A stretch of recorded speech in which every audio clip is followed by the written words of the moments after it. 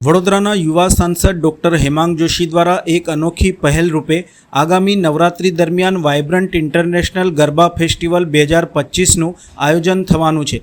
આ પ્રસંગે રશિયા, દક્ષિણ આફ્રિકા, શ્રીલંકા, નેપાળ સહિત 7 દેશોના પ્રતિનિધિઓ વડોદરાના મહેમાન બનશે।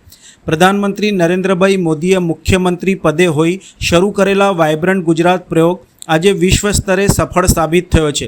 આ પ્રયોગથી પ્રેરાઈને વડોદરાના યુવા સાંસદે શિક્ષણ, વ્યાપાર અને કલા ક્ષેત્રે શહેરને વૈશ્વિક ઓળખ અપાવવાના હેતુસર આ નવતર પહેલ કરી છે।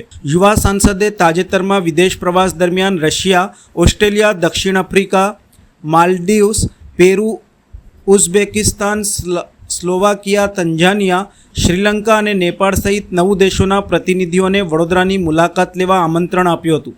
આ આમંત્રણને સ્વીકારીને લગભગ 25 જેટલા પ્રતિનિધિઓ નવરાત્રી દરમિયાન સંસ્કારી નગરીની મુલાકાત લેશે।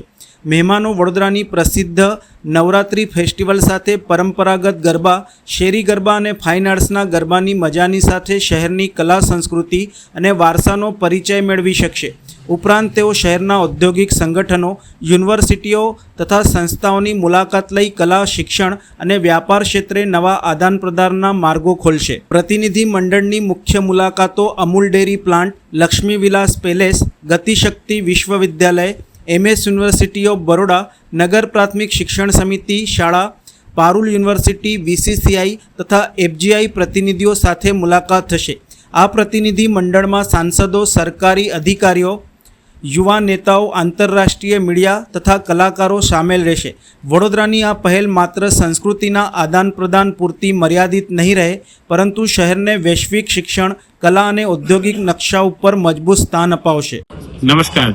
જે રીતે વડોદરાને સંસ્કારી નગરીની સાથે સાથે કલા નગરી તરીકે પણ જાણવામાં આવે છે, આદરણીય વડાપ્રધાન શ્રી નરેન્દ્રભાઈ મોદીજીનું પણ સ્વપ્ન હંમેશા રહ્યું છે કે વડોદરાની સંસ્કૃતિ અને કલાને કઈ રીતે વૈશ્વિક ઓળખ આપી શકાય। ત્યારે આવનારા નવરાત્રીની અંદર મારા દ્વારા ઘણા એવા દેશોના મહાનુભાવો, રાજકીય મહાનુભાવો, કલાકારોને આમંત્રણ આપવામાં આવ્યું હતું કે તેઓ આવે અને વડોદરાના ગરબા નિહાળે, અને એમાંથી ખૂબ જ હર્ષ સાથે મને જણાવતા આનંદ થાય છે કે અત્યાર સુધીમાં 7 થી વધારે દેશોનું આમંત્રણ એમણે સ્વીકાર્યું છે અને તેઓ વડોદરા ખાતે પધારી અને વડોદરાના ગરબા નિહાળવાના છે। પરંતુ માત્ર ગરબા જ નહીં, વડોદરાની અંદર આવેલી ઘણી શૈક્ષણિક સંસ્થાઓ અને ઘણા ઔદ્યોગિક એકમોની પણ તેઓ મુલાકાત લેવાના છે। ત્યારે વડોદરા ઇન્ટરનેશનલ ગરબા ફેસ્ટિવલનું આયોજન આ વખતના નવરાત્રીમાં થવાનું છે, અને આ જ રીતે ધીરે ધીરે વડોદરાના ગરબા વૈશ્વિક સ્તરે પહોંચવાના છે।